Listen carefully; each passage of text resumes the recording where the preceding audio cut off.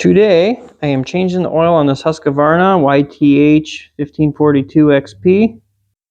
So let's get to it. I first want to show you that when you open the hood on this guy, here's a part diagram deal with all the part numbers for everything you need for this thing. You're going to need a few things. You're going to need an oil filter, some oil, paper towels, a funnel, drain pan, and preferably a piece of hose to go on this guy when you're draining it, but I don't have one. So a piece of cardboard. So I put this piece of cardboard there, kind of bent it up, and it's going into the pan. Hopefully that works. I don't know. Normally I would just suck the oil out, but I'm showing how to do it for like normal people who don't have an extractor. Now on this thing here, it has like a hex on it, but it also has a flat. So I'm just going to try spinning that flat. Oh yeah. Let's spin it. It's kind of binding up. I'll just turn it out by hand. Well, there it goes. Okay. Also want to open your dipstick. And by the way, I let this thing run for about 5 minutes before even doing this. Looks like it's going to make a little bit of a mess back there, but what do you do? And while that's draining, you're making a mess anyway. Take this oil filter off and make more of a mess.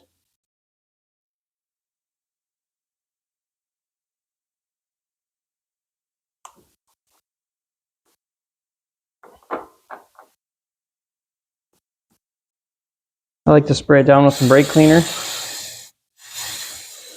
And then as soon as it's done draining, we'll clean the rest of it off. While we wait for that to finish draining, I'm just going to fill up the oil filter with oil.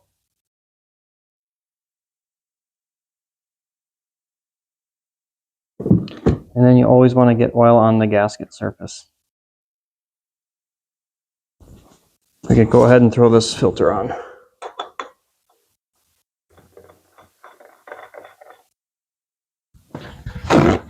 Grab a towel, and about that tight, whatever that is. Okay, it looks like it's done draining, so I'm just going to turn this in by hand again.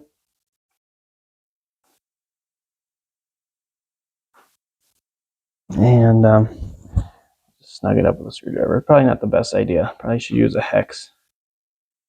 Looks like just a 10mm socket will work. Snug that up, and then if you see, there's not too big of a mess from the cardboard. It actually kind of helped. Hose her down with some brake clean. All right, now we're ready to put oil back in. The plug's tight, filter's tight. Pull the dipstick out, set it on a towel or something.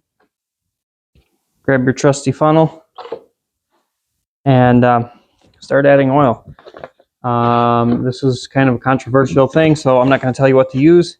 I'm using my own custom blend of Earl, but this thing probably takes around 2 quarts. I'm going to add about 1.5 quarts and then check the level.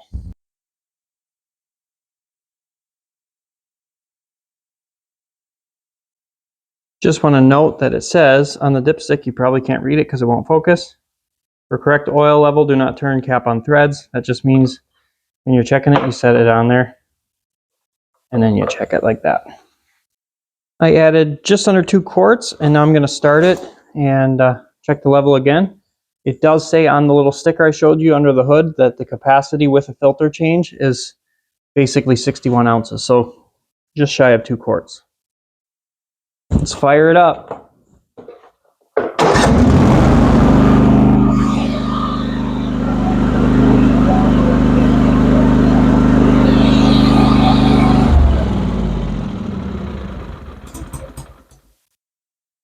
I let it run about 30 seconds. I paused the video in the middle of it.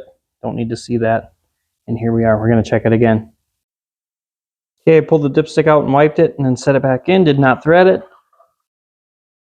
And our level looks like it's right there. Just about perfect. Sometimes you got to check both sides of the dipstick. Usually it's the side that's lower that you trust. I'll do it one more time. Yep, right up to the full mark. Perfect. And this side too. So it's settled in. Perfect. Ready to roll. And then once you're done and you let it run, it's always a good idea too to check for leaks. Make sure that there's nothing leaking here, nothing leaking there. You should be good to go. That's it. Now you can change your own oil on your Husqvarna this.